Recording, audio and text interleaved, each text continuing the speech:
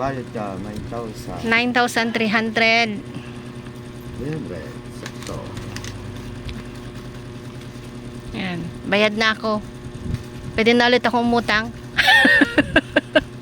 Pwede. Basta bayad. Pero nakakatulog. Pag gising ng alas 9 eh. Para saglit lamang eh. Kaya nga. Parang wala nang time sa pamilya. Magbi-business ka na lang. Okay. Kaya magrarasyon ng... Maganda naman. Yan nga, isa pa, naalala ko na naman si itlog.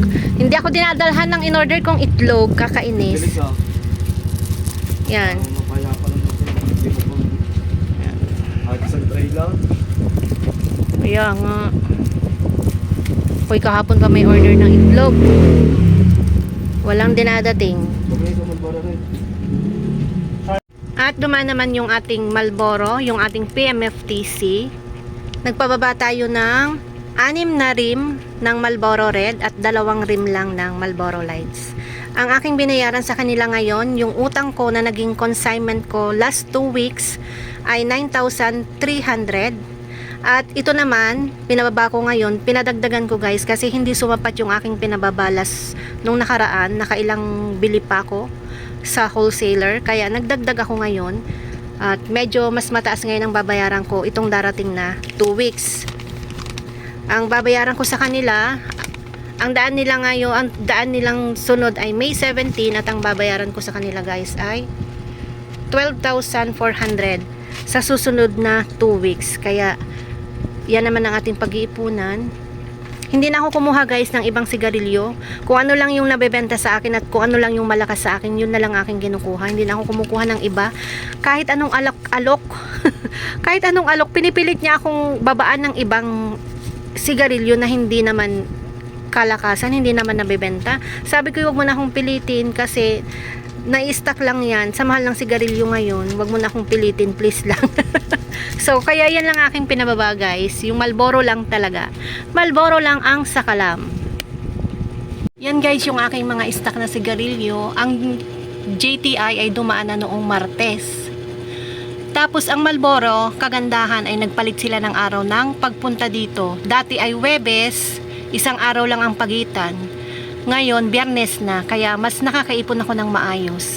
Mas nakakapaghanda ako sa pagbabayad kasi nagpalit sila ng araw na pagdaan. Biyernes na ang daan ng PMFTC at ang aking JTI ay tuwing Martes. Kaya nagkakaroon pa ako ng panahon para makapag-ipon para sa Marlboro. Kasi alam naman nating lahat guys na mas mahal talaga ang sigarilyo ng PMFTC, mga Marlboro. Unlike dito sa JTI. Yan.